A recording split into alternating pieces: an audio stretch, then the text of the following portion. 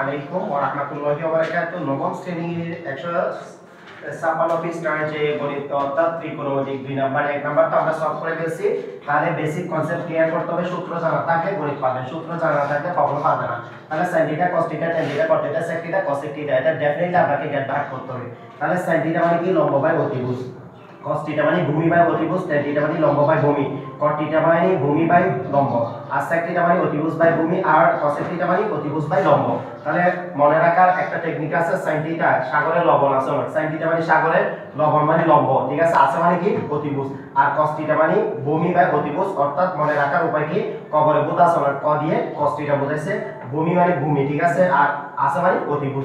এরপর tan θ মানে টেরা লম্ব বুধ, টি দিয়ে টেরা বোঝাইছে, আর লম্ব আর ভূমি বুধকে ভূমি বোঝাইছে, ঠিক আছে। এভাবে চাইলে আপনারা মনে রাখতে পারবেন। তাহলে definitely sin θ cos θ tan θ cos θ sec θ cos sec θ, sin θ লম্ব বাই অতিভুজ আর cos θ ভূমি বাই অতিভুজ, এভাবে ডেফিনেটলি মুখস্থ করবেন। এবার আসেন come to the point. 2 number আমাদের যে প্রশ্নটা দেওয়া আছে 12 cot θ দেওয়া আছে ইকুয়াল টু 7 হলে cos θ ও cos sec θ এর মান বের করো। সবাই কি আপনারা একটু দেওয়া আছে, আমি লিখছি 12 cot θ ইকুয়াল টু কত 7 7। এরপর আমরা কি করছি cot θ ইকুয়াল টু 7 বাই অর্থাৎ কত 12 লিখছি।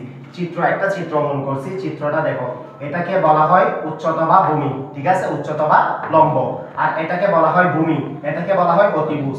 আমি লিখে দিছি অতিভুজ লম্ব ভূমি। আমাদের লম্বর মান দেওয়া আছে কত 12 আর ভূমির মান দেওয়া আছে 7। স্যার কিভাবে পাইছি? এবার আসেন কাম টু দা পয়েন্ট। এখানে দেখেন cot θ মানে সামি ভূমি বাই লম্ব, তাহলে ভূমি বাই লম্বর মান দেওয়া আছে, অতিভুজের মান দেওয়া নেই, আমাদের ডেফিনেটলি বাইর করতে হবে।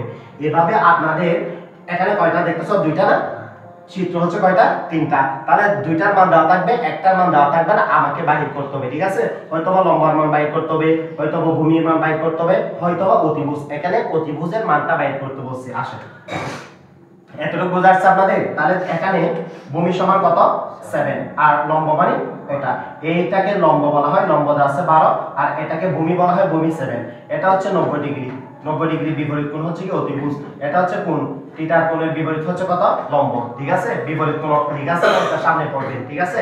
তাহলে এখানে লিখবেন পিথাগোরাসের উপপাদ্য অনুসারে, পিথাগোরাসের এই উপপাদ্য অনুসারে কি অতিভুজ, যেহেতু আমাদের যেটা বাইর করতে বলবে এটা আমরা আগে লিখব, ঠিক আছে।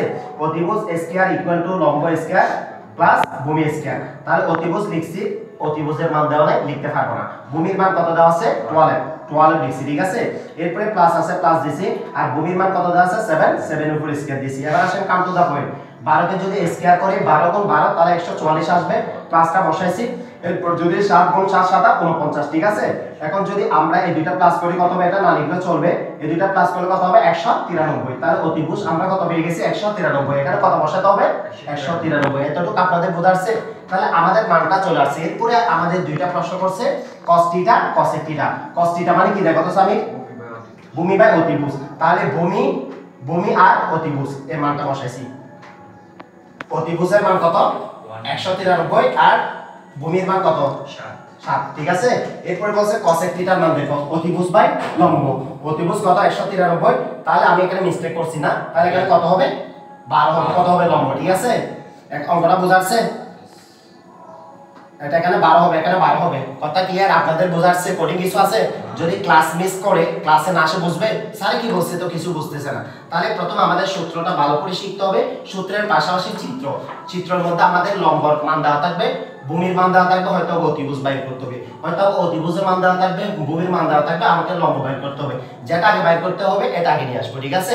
এভাবে ধাপে ধাপে ওয়ান বাই যখন আপনি করবেন, প্র্যাকটিস করবেন, যেভাবে আসবে এখন আপনি পারবেন। আপনি বোঝাচ্ছে কিনা দেখেন, সবাই বোঝাচ্ছে?